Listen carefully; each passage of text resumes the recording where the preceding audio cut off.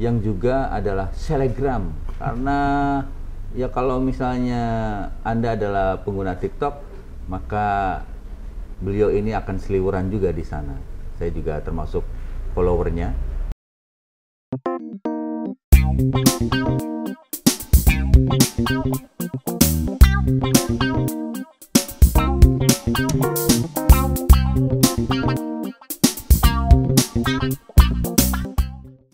Selamat datang kembali di podcast Kopi Nawa bersama saya Anang Cak Bro. Hari ini kita akan berbincang seperti biasa untuk menalar dan mengukur wawasan kita sambil ngopi.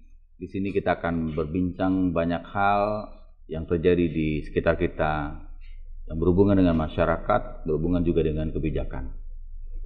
Hari ini kita akan berbicara tentang bagaimana BUMD di Jawa Timur dalam mendorong pertumbuhan ekonomi. Dan tentu ini menjadi perbincangan yang menarik untuk kita semua. Seperti apa kira-kira perbincangannya? Ikuti saya di podcast Kopi Nawa.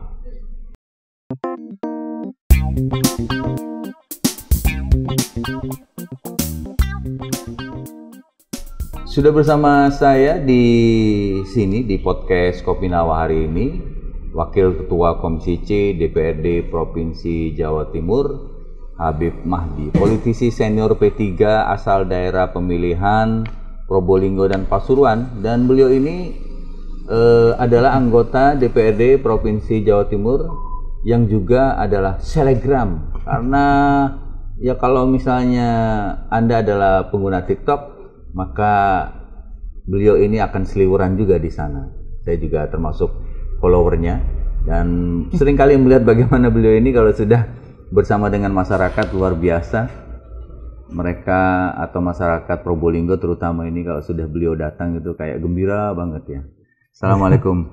Waalaikumsalam warahmatullahi wabarakatuh. Beliau ini biasa dipanggil dengan sapaan akrab Kang Mahdi. Makanya saya harus panggil beliau Kang Mahdi.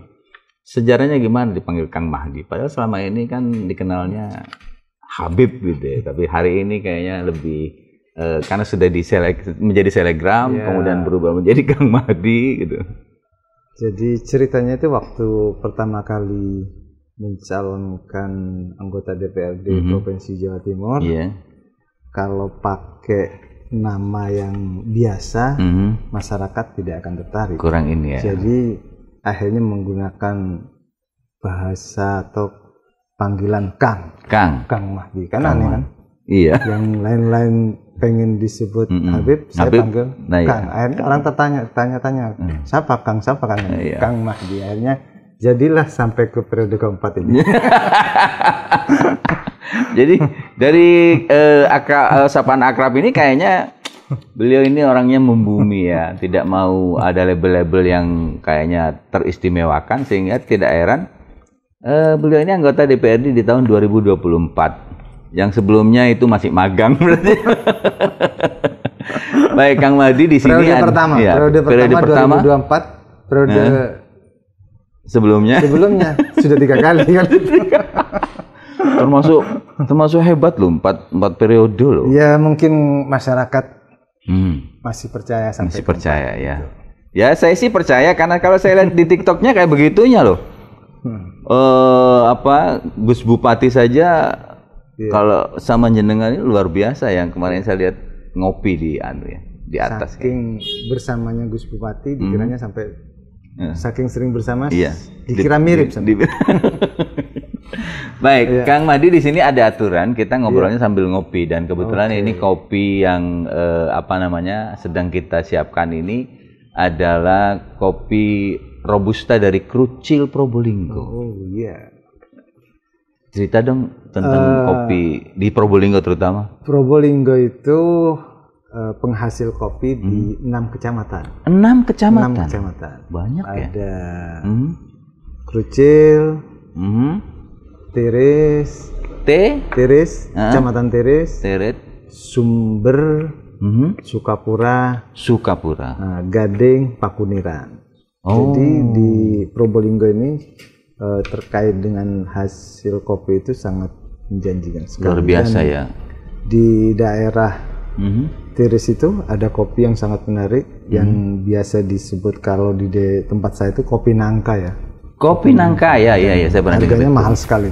Itu gimana caranya jadi kopi nangka? Memang kopi yang liar, yang tumbuhnya besar dan itu sangat dan dipilihnya itu memang yang merah-merah saja. Merah-merah. Memang yang spesial. Hasilnya memang sangat enak sekali, luar biasa sekali. Kita coba kopi yang berasal dari Probolinggo ini, kopi kucing. Dicoba dulu ya, dicoba dulu. Dicoba dulu. Kebetulan saya pengopi juga, cuman tanpa gula. Oh ya, kebetulan ini kayaknya memang tidak pakai gula, sudah sesuai dengan perlu kopi pahit karena saya sudah manis.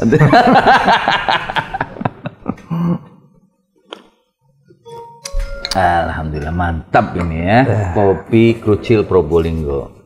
Ya memang kopi ini menjadi bagian dan ikon tersendiri ya bagi sebagian masyarakat. Dan ada beberapa juga yang mengatakan kalau kita ingin menyelesaikan masalah, maka ngopi dulu biar fresh, seperti itu. Sama seperti masalah yang ada di Jawa Timur terkait dengan BUMD. Perlu diajak ngopi-ngopi. Perlu diajak ngopi-ngopi biar menyelesaikan permasalahan. Betul, karena kalau kita melihat apa yang terjadi sekarang ini, BUMD ini kayaknya masih belum memberikan kontribusi yang diharapkan. Kalau menurut jenengan Kang Mahdi ya, kira-kira seberapa besar kontribusi BUMD ke pendapatan daerah kita saat ini?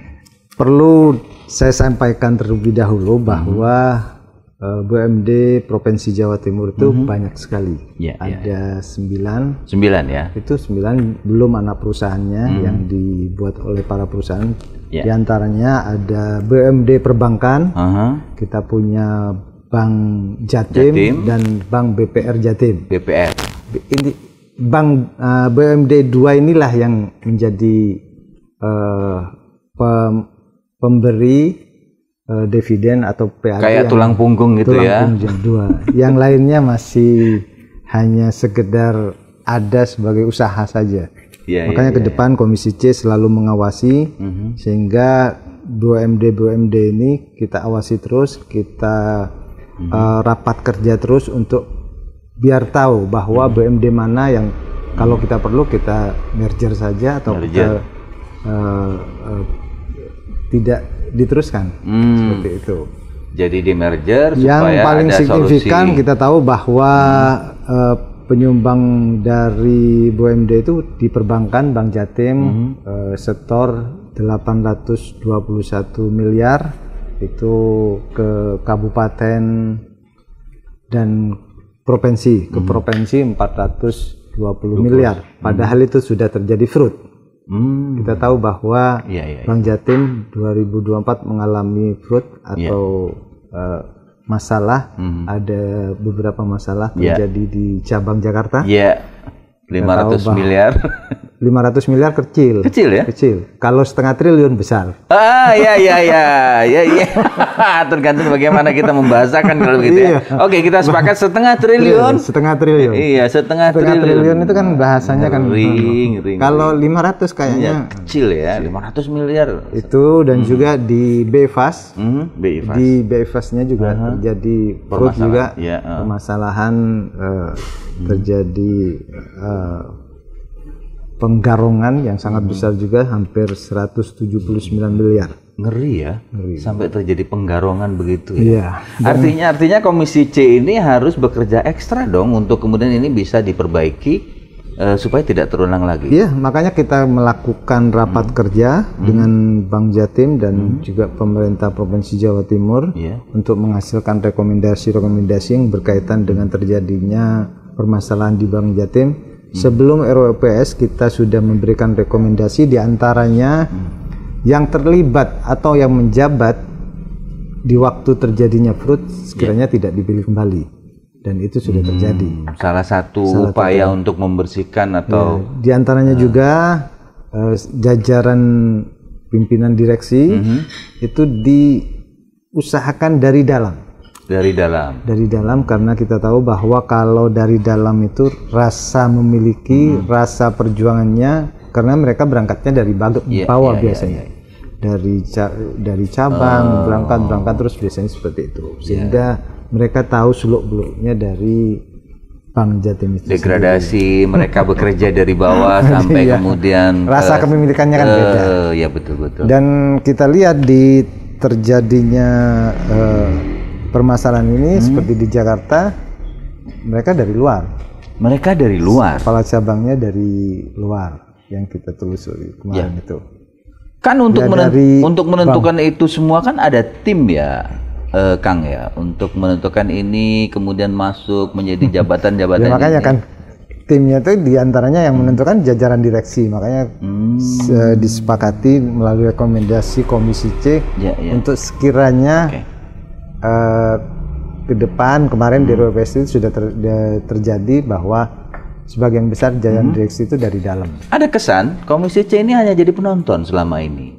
Apa benar seperti itu? Oh tidak, kita selalu mengawasi. Kan bekerja kita kan baru juga. Dan fraud terjadinya sebelum periode sebelumnya. Kita terjadinya fraud itu terjadi sebelumnya, sehingga kita masuk terjadi fraud, kita gencar terus untuk mengawasinya. Selain langkah tadi yang sudah disampaikan, perbaikan terhadap SDM yang kemudian mencari orang-orang yang mempunyai rasa memiliki yang tinggi, apalagi Kang yang akan dilakukan karakter maksudnya? Karakter itu seseorang itu kan juga karakter. Kalau sudah karakternya tidak baik, yang jelas dalam menentukan pimpinan itu terutama karakternya. Jangan cari karakter garong gitu maksudnya seperti itu ya Kang ya. Ini padahal kan kok Bank Jatim ini tulang punggung, artinya pemberi PAD, pemasukan PAD yang terbesar ya, UMD. 821,5 miliar. Padahal yang kemarin digarong 1,5 triliun. Itu kan berarti kalau Anda kata harusnya kalau digabung bisa dapat 1,3 triliun ya. Ya berarti mungkin Bank Jatim itu mempunyai penghasilan pada tahun 2024 itu hampir 1,4 triliun. Itu kan masih operasional dan semua BUP-nya semua dimasukkan di sana. Mungkin dimasukkan di sana sehingga mengurangi dividen yang ada sekarang ini. Makanya perlu pengawasan yang ketat. Ketat ya. Artinya ke depan Komisi C akan berupaya supaya kemudian pengawasan SDM juga. Kalau sekarang kan sudah ini ya, kemarin kan sudah terbentuk tuh komisaris, kemudian direkturnya juga. Komisi C melihatnya seperti apa orang-orangnya sekarang ini? Ini masih diajukan ke OJK. Untuk mengalami fit and proper test. Dan saya kira dari yang kita lihat yang terpilih itu insya Allah bisa mampu untuk menyelesaikan. Mampu ya? Karena sebagian besar sudah dari dalam. Berapa persen optimismenya, Kang? Ya 70%. 30%-nya di pengawasan yang sangat ketat itu. Baik. Dan juga dari BUMD ini kita punya Bank BPR Jatim. BPR Jatim yang saat ini sudah, kalau dulu Bank Perkreditan Rakyat, sekarang menjadi Bank Perekonomian Rakyat setelah perda yang berubah itu. Jadi sudah berganti label. Di BPR Jatim ini sudah hampir sama dengan bank konvensional juga. Jadi persaingan dari Bank Jatim, mudah-mudahan ke depan Bank BPR Jatim ini juga bisa memberikan kontribusi yang besar. Apalagi Bank BPR Jatim ini sekarang lagi mengajukan untuk penyertaan modal. Ini juga perlu. Berapa Kang yang kira-kira nanti? Masih dalam pembahasan. Kita lihat roadmap dan desain dari BPR Jatim itu kira-kira apa setelah penyertaan modal itu kontribusinya atau PAD ke provinsi itu lebih meningkat. Karena kita tahu dengan penyertaan modal bisa meningkatkan pendapatan. Itu masuk di PAPBD atau akan masuk di APBD? Masih dalam pembahasan. Belum ya? Berarti belum masuk di belum di APBD. Harapannya kalau misalnya nanti kemudian ada penambahan modal, siapa yang akan menjadi sasaran untuk mendapatkan kemudahan bantuan untuk mendongkrak ekonomi masyarakat? Kita tahu BUMD dibentuk itu untuk meningkatkan perekonomian masyarakat Jawa Timur. Intinya seperti itu. Yang kedua sebagai pendapatan. Tapi paling utama itu meningkatkan perekonomian Jawa Timur.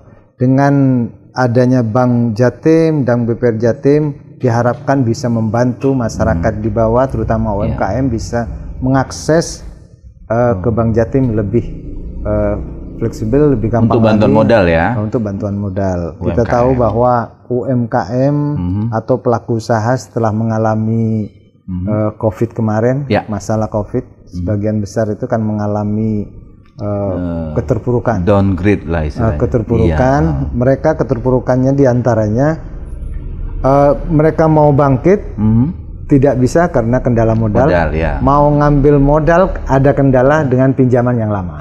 Jadi sehingga carikan solusi, dan kebetulan kita juga komisi selalu berkoordinasi dengan Bank Jatim, BPR Jatim mengutamakan para pelaku UMKM. Jangan sampai ada bahasa di masyarakat kalau besar lebih diperhatikan, kalau pinjaman kecil-kecil tidak, tunggu dulu.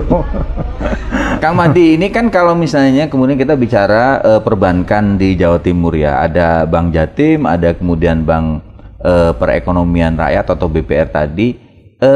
Mereka ini diberi target nggak untuk meningkatkan ekonomi masyarakat Jawa Timur berapa persen gitu, biar kan harus kelihatan nih duit yang dikeluarin dari APBD, kemudian impact-nya berapa, kan harusnya jelas itu. Kalau terkait dengan Bank Jatim, targetnya itu target pendapatan. Pendapatan kita setiap rapat dengan Komisi C itu ada target, misalkan tahun sekian, tahun 2024 targetnya sekian, tahun 2025 ini target kita meningkat, mudah-mudahan bisa tercapai. Terkait dengan perekonomian melalui akses permodalan itu yang gampang. Kebetulan di BPR Jatim sekarang ada program dari pemerintah Provinsi Jawa Timur itu memberikan subsidi bunga. Subsidi bunga? Di Bank BPR Jatim subsidi bunga. Di sana pemerintah Provinsi Jawa Timur memberikan subsidi sehingga pinjamannya itu bunganya kecil. Berapa persen? Namanya Prokesra, 3% setahun.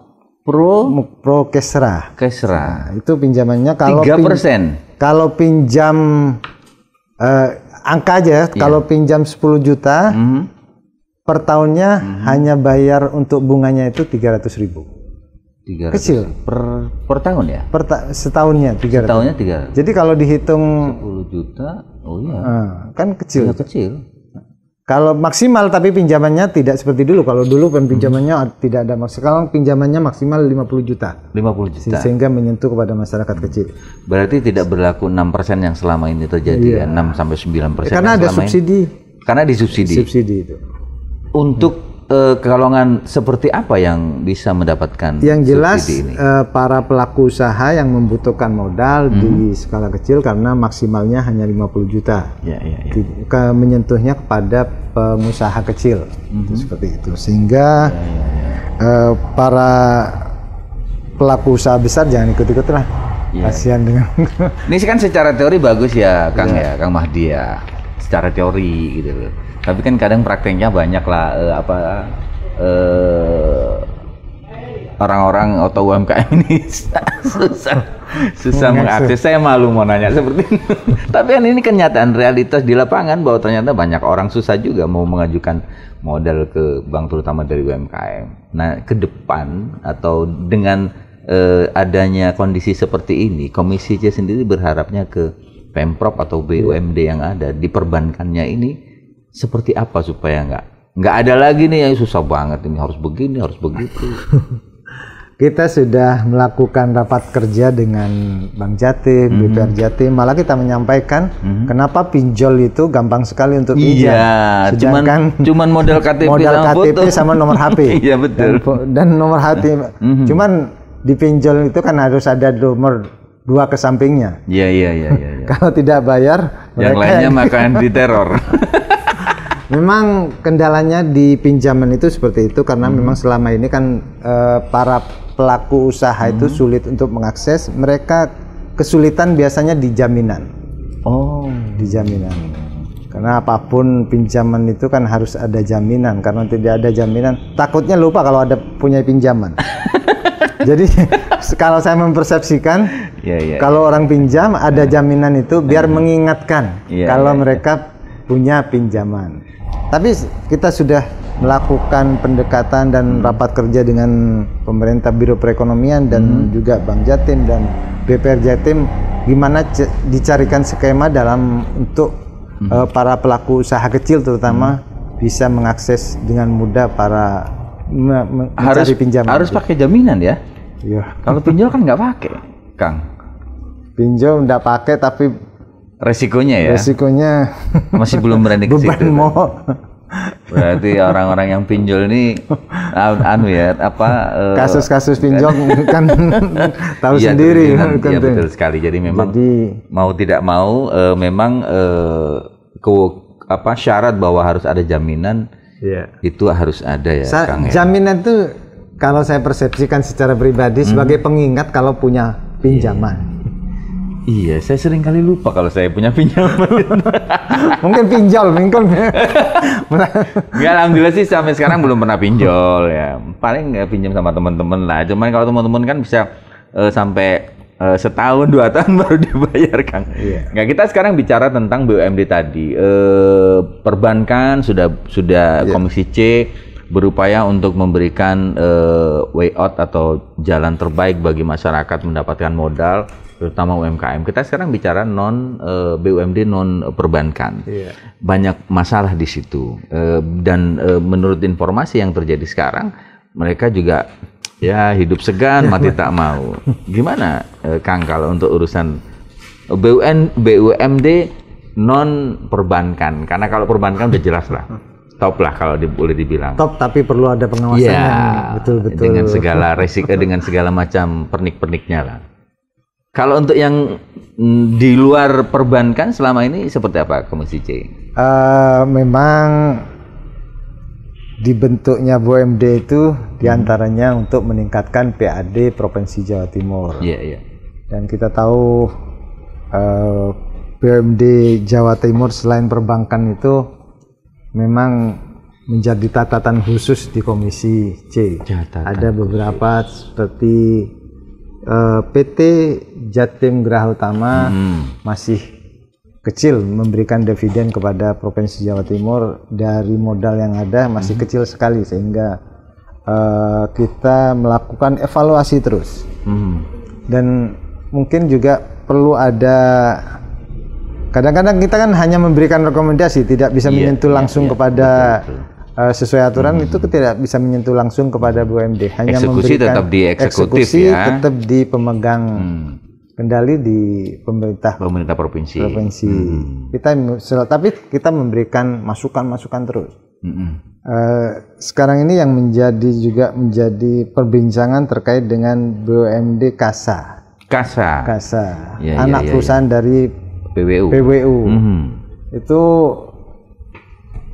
BUMD yang anak perusahaan PWU itu menjadi permasalahan khusus. Jadi ada kondisinya seperti apa hari ini kalau menurut Komisi C, Kang? Sudah tidak layak. Sudah tidak layak untuk menjadi suatu perusahaan. Perusahaan itu kan intinya untuk mencari laba. Kalau rugi itu kan bukan perusahaan namanya itu. Itu namanya hanya cari kerja. Bisa. Kalau perusahaan itu yang mempunyai bapak perusahaan PWU itu sebagai anak perusahaan, kalau tetap dipertahankan bisa-bisa ini hanya sebagai untuk menampung orang-orang yang tidak bekerja bisa bekerja di sana kan. Namanya perusahaan itu kan mencari hasil. Mana ada perusahaan yang tidak mencari hasil? Secara hukum ekonomi perusahaan itu adalah dengan modal sekecil-kecilnya bisa untuk mendapatkan laba yang sebesar-besarnya. Kalau sudah tidak menghasilkan dan malah rugi terus dan menjadi beban, itu kan harus menjadi catatan. Tapi agak tidak fair juga kalau misalnya kita tidak menceritakan sebenarnya bagaimana sih Kasa Husada ini ya, karena menurut informasi yang kita dengar itu katanya alatnya lama, kemudian juga persoalan modal gitu. Apa itu juga sudah di ini? Kalau dalam usaha itu, kalau sudah tidak memungkinkan kan lebih baik ditutup daripada dijalankan terus. Oh iya. Dan itu bagian dari usaha. Usaha itu mencari, yang saya sampaikan, mencari pendapatan. Terkait dengan alat yang sudah usang, semua itu kan bagian dari alasan saja. Apalagi katanya-katanya kan gitu. Ya inilah susahnya kalau bicara dengan anggota Komisi C, bicaranya pendapatan ya. Tapi kalau bicara dengan Komisi E, bicaranya kesejahteraan. Kita memang ditarget bagaimana sekiranya pendapatan Provinsi Jawa Timur itu bisa meningkat. Iya betul. Jadi harus dipahami ya. Dan sekarang itu teman-teman ya. Kasa itu mengalami kerugian tiap tahunnya itu hampir miliaran, bukan hanya setiap tahunnya miliaran ya. Miliaran, iya. Dan juga masih belum jelas juga, kebetulan kan kita masih koordinasinya hanya sebatas rapat-rapat dan Komisi C melakukan pendalaman, juga ada sebagian besar pembayaran untuk karyawannya itu tersendat. Ada punishment yang terdekat apa kira-kira? Ya ini kan masih kita akan rapatkan dengan teman-teman Komisi C. Kalau memang itu sudah tidak bisa dipertahankan lagi, ya sebaiknya dicarikan solusi. Kita akan sampaikan kepada gubernur. Iya. Karena kewenangannya ada di Ibu Gubernur. Iya. Ngeri juga nih. Kalau melihat dari ngopi dulu karena kopinya takut. Oh iya, ini kayaknya saya dari tadi mau ngajak ngopi kok kayaknya seru ini ya. Karena kopi Probolinggo membuat saya kangen ke Probolinggo. Probolinggo ini juga luar biasa loh. Banyak tempat wisata yang orang juga pasti bahkan internasional ya, Kang ya. Iya. Ada Gunung Bromo tentu saja ya. Kemudian ada saya menjadi catatan, Gunung Bromo itu ibaratkan orang cantik yang sudah tidak perlu dipoles, pasti orang ngelihat. Pasti orang ngelihat. Iyalah, banyak semua orang dari luar negeri, dunia internasional pasti begitu datang ke Bromo mengatakan ini cuilan dari surga yang diturunkan ke dunia. Mereka belum melihat ini loh, bagaimana raftingnya yang ada 2 ya di situ ya. Ada snorkeling juga. Ada snorkeling juga. Yang ada di Pulau Gili. Pulau Gili Ketapang ya. Itu berarti kita dari Probolinggo nyebrang. Berapa lama sih kalau nyebrang sana? 15 sampai 20 menit. Naik apa itu? Naik kapal penumpang. Ada pelabuhan. Jadi memang ada transportasi seperti angkutan umum seperti itu. Terjadwal. Iya, terjadwal. Artinya kalau memang tiap saat ada. Seperti taksi yang ada di darat. Oh, jadi tidak harus nunggu jadwalnya jam berapa enggak? Ada ya tiap Tidak, ada setiap saat. Ya seperti kendaraan umum yang ada di darat itu. Jadi mereka sudah seperti taksi-taksi yang ada di. Iya. Kemudian ada juga Pak bejeber. Apa itu? Apa yang di tengah laut, di pinggir laut yang kayak kuda-kudaan ya itu ya? Apa itu? BJBR. Hutan mangrove yang dibuat untuk tempat wisata. Hutan mangrove. Iya. Hutan mangrove yang dijadikan tempat wisata, ada homestay-nya juga. Ada homestay juga. Ada tempat kita buat berfoto-foto. Ya, kalau nggak salah TikToknya kemarin juga di situ ya, Kang Mahdi ya. Semua TikTok di Kabupaten Probolinggo sudah di masuk TikTok saya semua sudah. Tinggal teman-teman dari Kopi Nawa untuk datang ke Probolinggo. Iya. Kalau sekarang menikmati kopinya di Surabaya, tapi kopinya Probolinggo, nanti ke depan menikmati kopinya Probolinggo di Probolinggo. Di Probolinggonya ya, jangan di sini ya. Kak. Wah, ini kayak tantangan luar biasa ini. Kita tunggu jadwalnya nih, Kang. Saya sih tidak ragu-ragu atau tidak sanksi lah istilahnya dengan apa yang beliau sampaikan, karena kalau lihat TikToknya ya sebagai selebgram hari ini kayaknya lebih terkenal selebgram daripada wakil rakyatnya deh hari ini. Enggak juga ya, kalau kemana-mana soalnya kayaknya saya terkait dengan anggota DPR yang jelas lebih terkenal anggota DPR karena gitu saya dipilih hampir 5 Iya. Jadi kalau sudah tahu langsung nusuknya kan jelas tahu nama saya.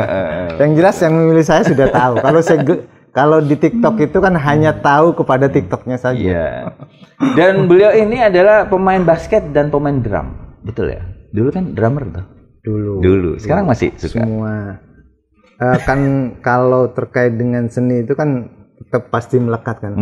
Kalau ada drum saya praktekkan di sini. Oh, iya. Karena yang ada hanya kopi yang menikmati. Karena kopi saya aja. sudah pernah melihat beliau ini bersama bandnya waktu di SMA dulu ya.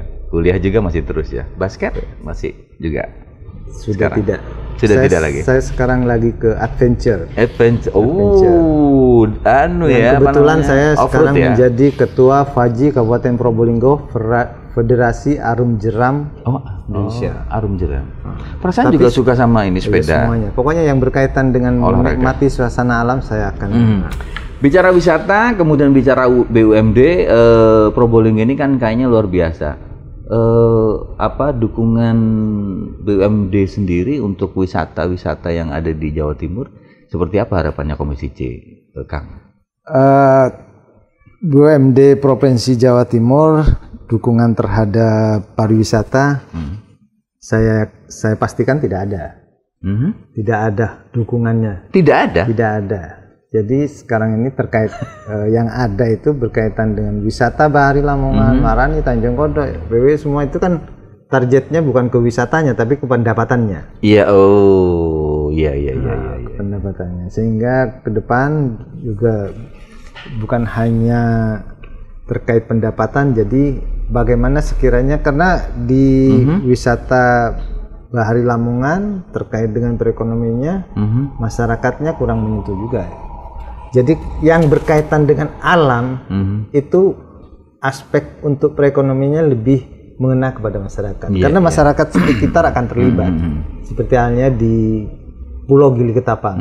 Dengan adanya snorkeling di sana, masyarakat bisa terlibat langsung, bisa berjualan oleh-oleh. Jadi seperti itu. Juga di Bromo. Di Bromo itu keterlibatan masyarakat terkait dengan pariwisata sangat betul-betul terlibat. Ada kuda, ada ojek, ada jeep, ada oleh-oleh. Jadi semua bergerak. Jadi kalau wisata yang dibuat biasanya masyarakatnya kurang terlibat. Jadi dukungan BUMD ini diharapkan bisa mendukung terkait dengan wisata alam sehingga masyarakat bisa meningkatkan perekonomian. Ya kan itu juga tergantung dari kebijakan pemerintah provinsi dong. Kita kan makanya dengan adanya podcast ini sekarang jenengan melakukan pertanyaan seperti ini sebagai bahan juga sebenarnya. Menjadi bahan juga nanti. Bahwa pemerintah Provinsi Jawa Timur harus membuat program di mana BUMD bisa mendukung untuk pariwisata yang ada di Jawa Timur ya. Iya. Yang nanti toh akhirnya itu akan kembali ke Pemprov juga sebagai PAD. Iya, PAD. Ya, berarti yang harus PAD juga masyarakat juga bisa. Kalau misalnya kemudian BUMD ini disuruh bergerak untuk mendukung pariwisata atau sektor pariwisata, yang paling mungkin itu BUMD yang mana? Perbankan pastinya. Perbankan. Karena modal. Perbankan modal. Karena apapun semua kegiatan di sektor pariwisata membutuhkan permodalan. Membutuhkan permodalan. Jadi yang paling memungkinkan ya di perbankan. Nah kalau untuk UMKM sendiri, Kang, penyaluran kredit untuk mereka seperti apa selama ini dari bantuan dari pemerintah provinsi melalui perbankannya? Yang modal, tadi itu ya, modal yang tadi pinjaman modal itu Prokesra itu tadi ya. Dengan pinjaman lunak, pinjaman yang bunga kecil seperti itu. Termasuk dengan juga KUR yang program dari pusat itu. Ini bicara BUMD, kalau kita tahu hari ini kan ada BUMD, ada BUMDes. BUMDes ya. Ada nggak kolerasi antara BUMD di tingkat provinsi dengan desa ini, keterkaitan atau sinergi misalnya? Tidak ada sinergi. Nggak ada juga ya? Ada. Sampai saat ini saya sudah di Komisi C, kebetulan saya sebelumnya juga di Komisi B, membidangi pariwisata, jadi malah di provinsi itu keterlibatan untuk pariwisata baru aja kan, baru perda yang kita buat kemarin itu, jadi itu baru terlibat sebenarnya. Baru akan pemerintahannya. Selama ini kemana? Ya. Ya memang ini menjadi menarik ketika hari ini wisata ini kan lagi primadonanya ya. Ada wisata camping yang itu ternyata dikelola BUMDes ya. Ada yang 15.000, 30.000 per kepala, belum lagi kemudian ngopi di atas glamping, semua glamping jadi seperti itu. Nah, menurut jadi wisata sekarang itu menjadi kebutuhan seperti kebutuhan pokok manusia sebagai merefresh. Primer ya sudah ya. Wisata itu refreshing seperti itu. Kita. Nah, kalau sudah seperti ini berarti kan ini kan potensi ya, Kang ya. Ada nggak keinginan dari Komisi C untuk membuat BUMD khusus wisata atau pariwisata? Potensi loh ini besar. Ini sangat menarik sekali hari ini karena saya juga belum pernah terpikir untuk memberikan masukan terkait dengan BUMD pariwisata. Jadi dengan podcast ini sebenarnya saya bertambah ilmu loh. Oh gitu ya? Saya yang bertambah ilmu. Senang sekali ini saya. Bertambah ilmu yang bisa dibawa ke pembahasan berikutnya. Memang BUMD pariwisata ini sangat menarik sekali. Kita tahu di Probolinggo itu ada namanya Pelabuhan Ikan Mayangan. Oh iya. Pelabuhan Ikan Mayangan yang di sana menjadi tempat wisata masyarakat Kabupaten Probolinggo. Malah di sana itu Pelabuhan Mayangan itu tidak bisa apa-apa dan mereka dikelola oleh masyarakat. Dikelola oleh kelompok masyarakat. Padahal kalau dikelola oleh pemerintah Provinsi Jawa Timur sendiri, mungkin melalui BUMD provinsi itu sangat menarik dan itu sangat menghasilkan sekali. Iya. Dari parkirnya. Iya. Dari saya belum kebayang nih parkir nih. Iya, semua kan kita namanya penghasilan itu kan dihitung semuanya, bukan itu. Dari parkir, dari toiletnya. Dari misalkan penjualan kaki lima yang bisa memberikan kontribusi itu kan sangat menarik. Souvenir. Makanya dengan podcast hari ini saya juga menjadi senang sekali karena ada masukan juga. Kita akan sampaikan melalui Biro Perekonomian. Iya. Ilmu itu kan bisa didapat dari mana saja. Iya betul. Mudah-mudahan ilmu itu bisa didapat dari mana. Dari podcast ini saya juga mendapatkan ilmu dan juga masukan yang sangat menarik sekali. Nanti kita akan bicarakan dalam waktu dekat, apalagi kita akan rapat dengan Biro Perekonomian. Kalau memang bisa, kenapa tidak? Iya betul. Wah, rugi saya ini. Oh, kok rugi enggak ya? rugi memberikan ilmu. Enggak lah, kalau misalnya memang ini untuk sesuatu yang bagus buat Jawa Timur, kalau kenapa memang tidak, untuk kepentingan masyarakat dan bagus, kenapa tidak? Kenapa begitu? Karena saya melihat di Probolinggo sendiri ya, Kang Mahdi ya, ini kan banyak event-event besar yang tampaknya berdampak juga secara tidak langsung maupun langsung ke UMKM. Event-event di Probolinggo itu kan besar ya. Nah, selama ini event-event yang ada di situ apa aja sih yang selama ini? Jadi event ini betul sangat memberikan kontribusi ke perekonomian sangat besar sekali, terutama kepada para UMKM. Seperti halnya baru-baru ini di Probolinggo ada namanya event Semipro. Seminggu di Probolinggo. Semipro namanya, seminggu di Probolinggo. Jadi selama seminggu itu ada event yang berkaitan dengan budaya, dengan olahraga semua dan pentas seni. Jadi termasuk dengan pameran. Jadi seminggu di Probolinggo. Ya. Itu di mana kalau di kota? Di kotanya. Di alun-alunnya, cuman event-eventnya di seluruh kota. Ada kerapan sapi brujul, ada kerapan kambing. Kerapan sapi brujul. Apa itu? Kerapan sapi brujul. Jadi kerapan sapi yang dilakukan di lahan basah. Jadi lahan basah, jadi larinya itu di tempat yang lumpur. Ya. Kalau jadi dalam pembalapannya bahasa, itu dalam bahasa sama Inggrisnya dengan celot itu. Jadi di sawah ya, ini sawah, kemudian dibajak dulu, habis itu diairin sampai ini. Dia dijadikan ajang untuk sekerapan sapi.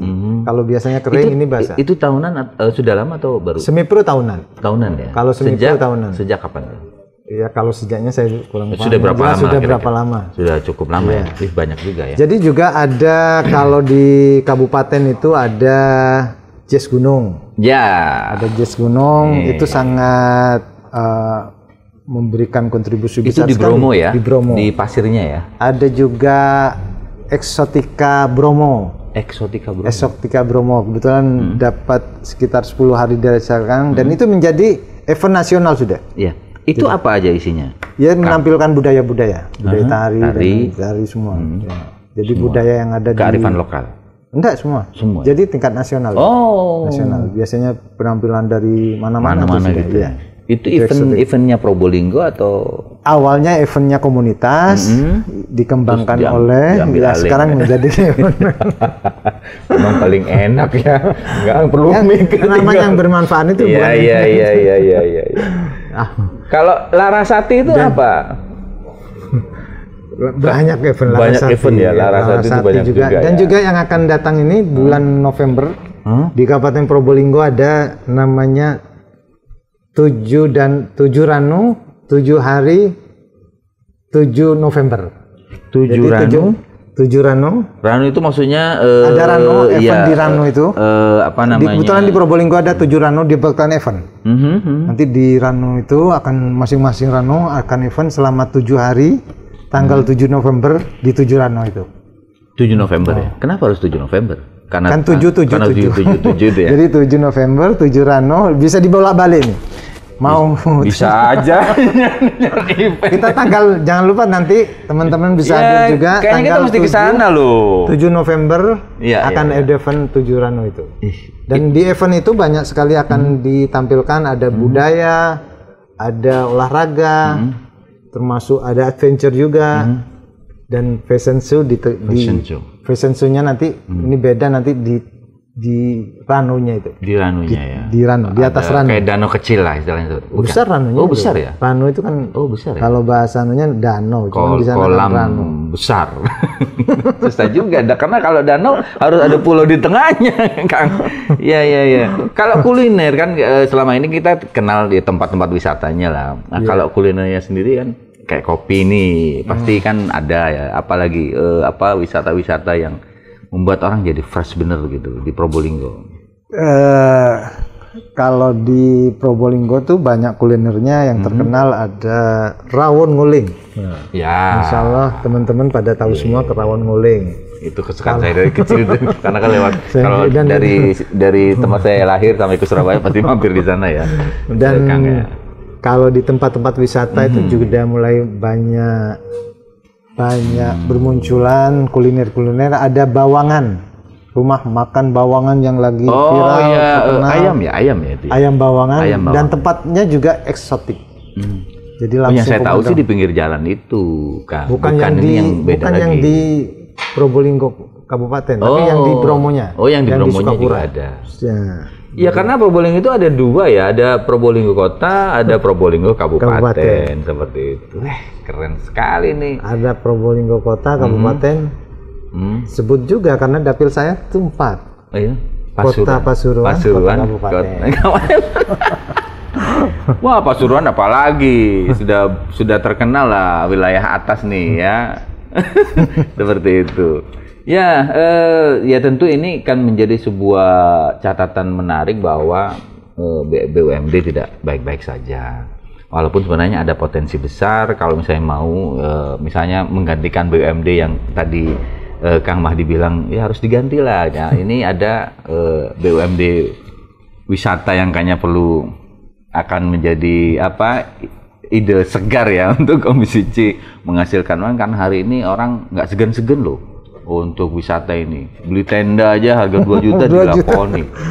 Sekarang jadi terkait dengan BUMD ini harus kita dorong untuk menjadi lebih kuat. lebih berkontribusi besar ke Provinsi Jawa Timur.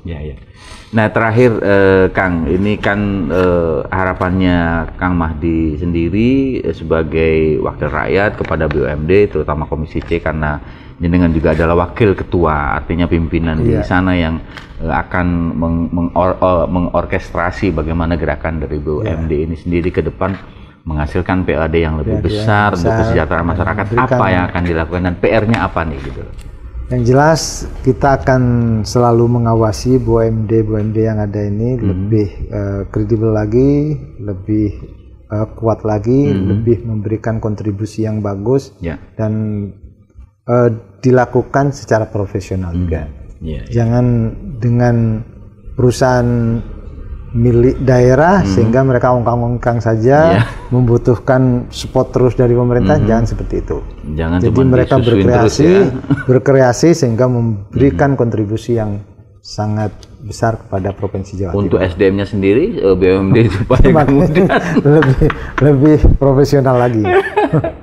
Kang Mahdi, terima kasih banyak ya sudah hadir untuk podcast. Yang jelas hari ini saya mendapatkan ilmu yang sangat menarik dan saya akan mendorong dan akan kita bicarakan bagaimana pemerintah Provinsi Jawa Timur itu bisa untuk membentuk BUMD pariwisata. Luar biasa. Kalau BUMD pangan mungkin sudah dibicarakan komisi lain. BUMD pariwisata baru di podcast ini kita bicarakan.